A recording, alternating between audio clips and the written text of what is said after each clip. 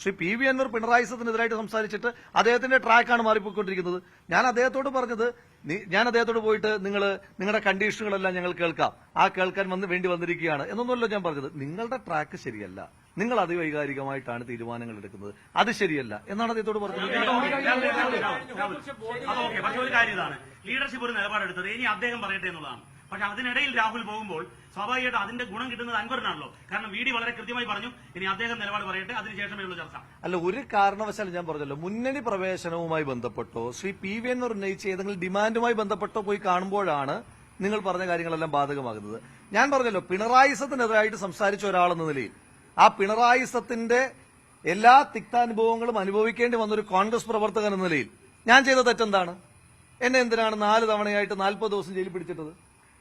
ഈ നാട്ടിൽ സമരം ചെയ്യുന്ന ആദ്യത്തെ ആള് ഞാനാണോ? അതോ എന്റെ സമരത്തിൽ ഏതെങ്കിലും അക്രമമോ കൊലപാതകമോ ഉണ്ടായോ? എന്തുകൊണ്ടാണ്? ആ പിണറായി സത്തിനെതിരായിട്ട് സംസാരിക്കാൻ ഒരാളും പാടില്ല, സംസാരിച്ചാൽ ഇതാണ് ശിക്ഷ എന്ന തലത്തിൽ ആക്രമിക്കപ്പെടുന്ന ഒരു കാലമാണിത്. എങ്ങനെയാണ് മാധ്യമപ്രവർത്തകർക്കെതിരായിട്ട് വാർത്ത കൊടുത്തതിന്റെ പേരിൽ ഗൂഢാലോചന കേസെടുത്തിട്ടുള്ള ഏതെങ്കിലും സാഹചര്യം ഇതിനു മുൻപ് കേരളത്തിൽ ഉണ്ടായിട്ടുണ്ടോ?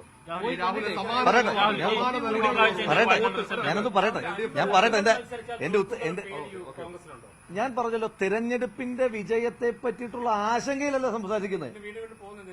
അത് പറഞ്ഞല്ലോ, പിണറായി സത്തിനെതിരായിട്ട് അവരുടെ ഒരു MLA സംസാരിച്ചതാണ്. പിണറായി സത്തിനെതിരായിട്ട് അവരുടെ ഒരു MLA സംസാരിച്ച ആള് ആ ട്രാക്കിൽ നിന്ന് മാറുന്നു.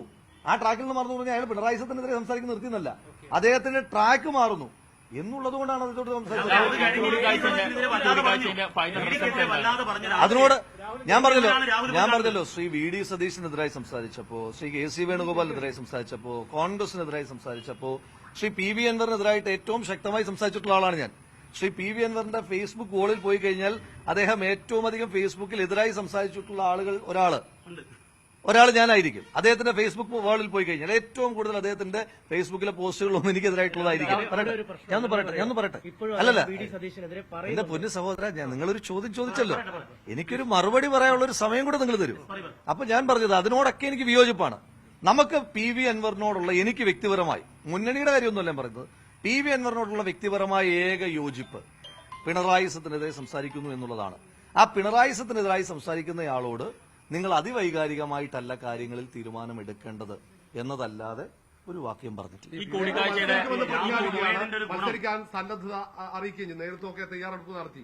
അപ്പൊ പിന്നെ അവിടെ ഒരു അനുരഞ്ജനത്തിന് സാധ്യതയില്ല. അല്ല, അനുരഞ്ജനത്തിന് പോയാലല്ലേ അതിന്റെ സാധ്യതയില്ലായ്മയുടെ പ്രശ്നമുള്ളൂ. ഞാൻ പറഞ്ഞല്ലോ, നിലമ്പൂർ ഉപതെരഞ്ഞെടുപ്പിൽ പി വി അൻവർ മത്സരിക്കണമെന്നോ മത്സരിക്കണ്ട എന്നോ, പി വി അൻവർ UDF-ലേക്ക് വരണമെന്നോ വരണ്ട എന്നോ എന്നുള്ളതല്ല എന്റെ പോയിന്റ്. ഞാൻ പറഞ്ഞല്ലോ, എന്റെ പോയിന്റ് ഇത്രയേ ഉള്ളൂ. പിണറായി സത്തിനെതിരായി സംസാരിക്കുന്ന ഒരാള്, അതിന്റെ തിക്ത ഫലങ്ങൾ അനുഭവിച്ച ഒരാളെന്ന നിലയിൽ ആ ലൈനിനകത്ത് മാറ്റമുണ്ടാകുന്നത് അതിവൈകാരികമാണ് എന്ന് അദ്ദേഹത്തോട് പറയണമെന്ന് തോന്നി പറഞ്ഞു. അത് പറയാനുള്ള അത് അദ്ദേഹമാണല്ലോ പറയേണ്ടത്.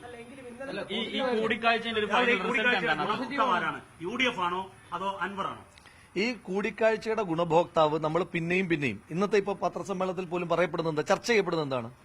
പിണറായി സമാണ് ചർച്ച ചെയ്യപ്പെടുന്നത്, അല്ലേ?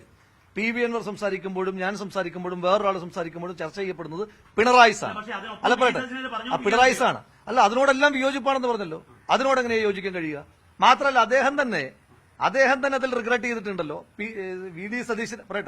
വി ഡി സതീശനെതിരായിട്ട് മുൻകാലങ്ങളിൽ ഉന്നയിച്ച ആരോപണങ്ങൾ, ആക്ഷേപങ്ങൾ അദ്ദേഹം തന്നെ റിഗ്രറ്റ്ഫുൾ.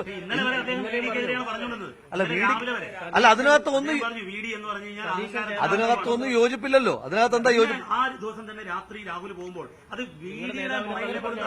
അല്ല, അതെങ്ങനെയാ തകർക്കുന്നത്? ഞാൻ പറഞ്ഞല്ലോ, എന്നോട് മുന്നണി നേതൃത്വം ആവശ്യപ്പെട്ടിട്ട് നടത്തിയ ഒരു ചർച്ചയോ അനുരഞ്ജനമോ ഒന്നുമല്ല. ഞാൻ പറഞ്ഞല്ലോ, ഒരാള്, അതായത് ഈ പിണറായി സത്തിനെതിരായിട്ടൊരു കോസിൽ നമ്മൾ പിണറായി സത്തിനെതിരായി സംസാരിക്കുന്ന ആരോടൊക്കെ ഒപ്പം നിന്നിട്ടുണ്ട്. വർഗീയമായി ചിന്തിക്കുന്ന ശ്രീ പി വി അൻവർ നാളെ ഏതെങ്കിലും ഒരു വർഗീയ കക്ഷിയോട് കൂട്ടുചേർന്നാൽ, വർഗീയത പറഞ്ഞു തുടങ്ങിയാൽ അപ്പം നമ്മൾ അവസാനിപ്പിക്കും. ഇപ്പൊ ഞാൻ ചോദിച്ചോട്ടെ, ഇപ്പം ആശാ സമരത്തെ പിന്തുണച്ചത് ആശാ സമരത്തിൽ പങ്കെടുക്കുന്ന ആളുകളെല്ലാം എല്ലാ കാലവും നമുക്ക് അനുകൂലമായി സംസാരിച്ചതുകൊണ്ടാണോ? അല്ല. ആശാ സമരത്തിന് വേണ്ടിയിട്ട് സമരം ചെയ്ത ആ സമരത്തെ പോലും അവർ തള്ളി പറഞ്ഞു. ഞാനൊന്ന് പറയട്ടെ. ആ സമരത്തെ പോലും അവർ തള്ളി പറഞ്ഞിട്ട് അവരെ പിന്തുണയ്ക്കുന്നു, ഇപ്പോഴും പിന്തുണച്ചുകൊണ്ടിരിക്കുന്നു. പിണറായി സത്തിനെതിരായിട്ട് വർഗീയത പറയാതെ ആര് സംസാരിച്ചാലും അതിന്റെ ഒരു തിക്തഫലങ്ങൾ അനുഭവിച്ച ഒരാളെന്ന നിലയിൽ അവരോട് സംസാരിക്കണം, അവരെ ട്രാക്കിലേക്ക് കൊണ്ടുവരണം എന്നുള്ള ശ്രമം നടത്തി. അല്ല, ഞാൻ പറഞ്ഞല്ലോ, അത് വാതിൽ തുറക്കുന്നത് വാതിലുമായി ബന്ധപ്പെട്ടല്ല, UDFന്റെ മുന്നണി പ്രവേശനവുമായി ബന്ധപ്പെട്ട കാര്യങ്ങളാണല്ലോ PV അൻവർ പറയുന്നത്. ഞാൻ നിങ്ങളോട് പറയുന്നുണ്ടല്ലോ, അടച്ച വാതിൽ തുറക്കലല്ലേ ഇത്. ഞാൻ കൃത്യമായി ലീഡർഷിപ്പ് പറഞ്ഞു, സണ്ണിച്ചേട്ടൻ പറഞ്ഞു, VD സതീശൻ പറഞ്ഞു, ഇനി ചർച്ചയില്ല, അദ്ദേഹം പറയട്ടെ ഞങ്ങളുടെ സ്ഥാനാർത്ഥിയെ നിരുപാധികം പിന്തുണക്കുമെന്ന്. അതിനുശേഷം രാഹുൽ പോകുമ്പോൾ അതിന്റെ ഗുണം അൻവറിന് കിട്ടുകയല്ലേ. ഇതിനകത്ത് ഗുണത്തിന്റെയും ദോഷത്തിന്റെയും മുന്നണി പ്രവേശനവുമായി ബന്ധപ്പെട്ട കാര്യങ്ങളല്ല.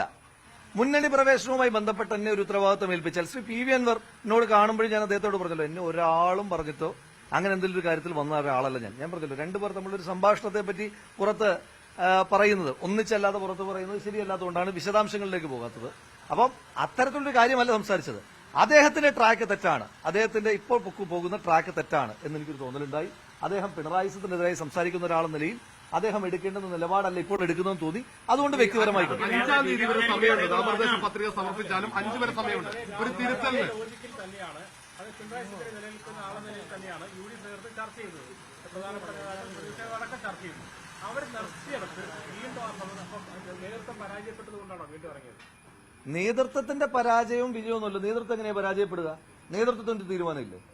നേതൃത്വം ഏത് വിഷയത്തിനകത്താണ് പരാജയപ്പെട്ടത്? ഞാൻ പറയട്ടെ, ശ്രീ പി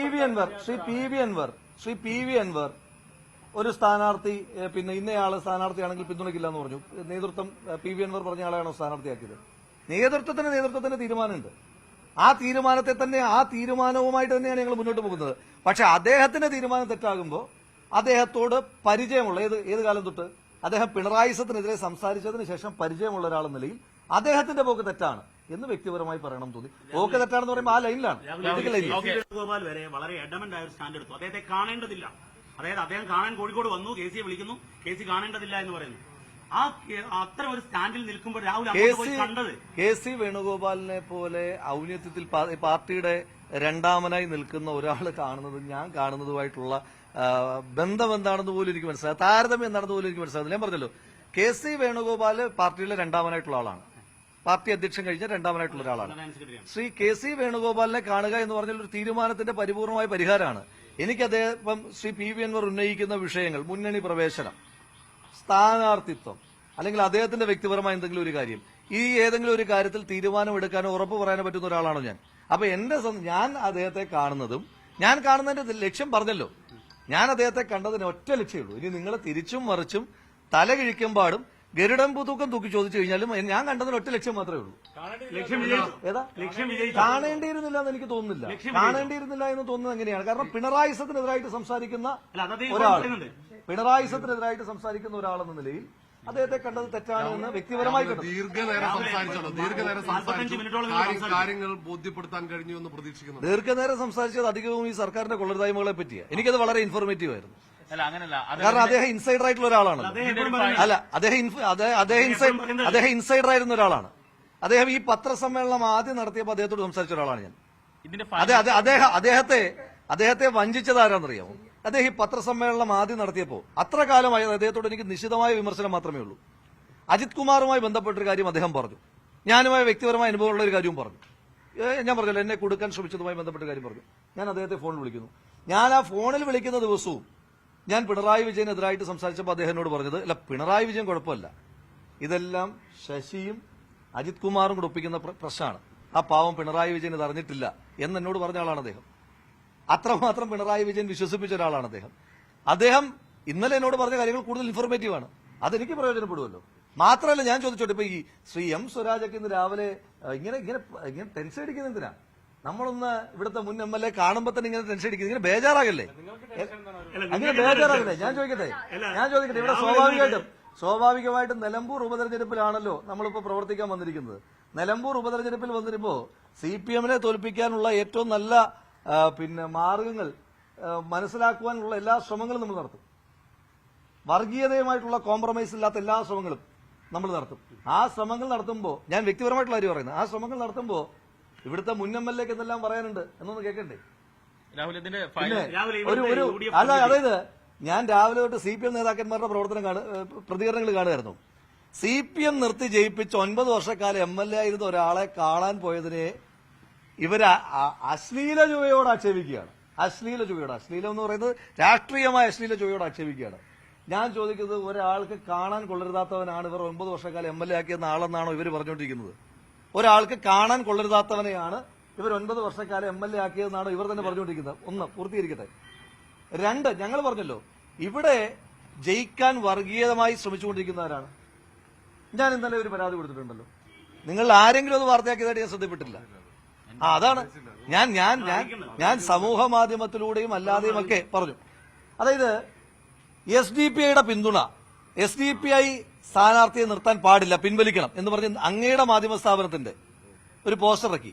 സാധാരണ എന്തെങ്കിലും ഒരു പോസ്റ്റർ, വ്യാജമായ ഒരു പോസ്റ്റർ വന്ന അപ്പം തന്നെ തിരുത്തലുകൾ കൊടുക്കാറുണ്ട്. നിങ്ങളുടെ തിരുത്തൽ വന്നു ഞാൻ ശ്രദ്ധിച്ചില്ല. നിങ്ങളുടെ മാധ്യമ സ്ഥാപനത്തിന്റെ പേരുപയോഗിച്ചുകൊണ്ട് ഒരു വ്യാജ പോസ്റ്റർ എന്റെ പേരിൽ വന്നു. SDPI സ്ഥാനാർത്ഥി നിർത്തിയ ശരിയല്ല. SDPI അല്ല, അത് പരസ്യമായി ഫേസ്ബുക്കിൽ പോസ്റ്റ് ചെയ്യല്ലേ, ഫേസ്ബുക്കിൽ പോസ്റ്റ് ഇടുകയല്ലേ? അല്ല,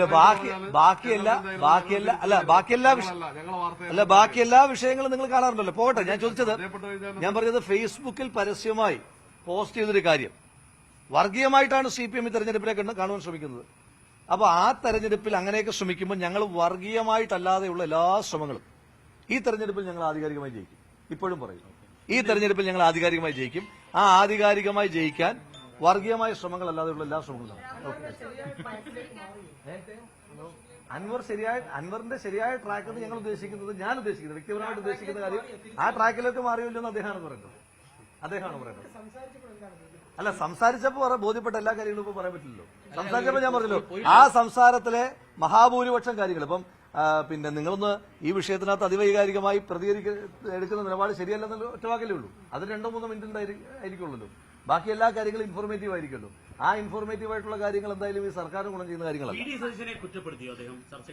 ഇല്ല, അദ്ദേഹം നമ്മൾ പോലും ഫോൺ വിളിക്കുമ്പോൾ എല്ലാവരോടും അദ്ദേഹം പറയുന്നത് വീഡിയാണ് വില്ലൻ എന്നുള്ളതാണ്. അല്ല, എനിക്കതിനകത്ത് വളരെ കൃത്യമായിട്ട് പറയുന്നുണ്ട്, അയാളെ ഇങ്ങോട്ട് കേൾക്കുന്ന പ്രശ്നമില്ല. അല്ല, എനിക്കതിനകത്ത് ബോധ്യമായ കാര്യങ്ങൾ ഞാൻ അദ്ദേഹത്തോട് സംസാരിച്ചിട്ടുണ്ട്. പിന്നെ അതിനെപ്പറ്റി ഒന്നും മുന്നണി രാഷ്ട്രീയത്തെ പറ്റി ഒന്ന് സംസാരിക്കാൻ പറ്റിയ ഒരു കപ്പാസിറ്റി ഉള്ള ആളല്ല ഞാൻ. നിങ്ങൾ ദയവേത് എന്നെ വലുതാക്കല്ല. എനിക്ക് ആകെ പറ്റുന്നത് CPM സ്ഥാനാർത്ഥിയെ തീരുമാനിക്കാനൊക്കെ പറ്റത്തുള്ളൂ. Okay, thank you.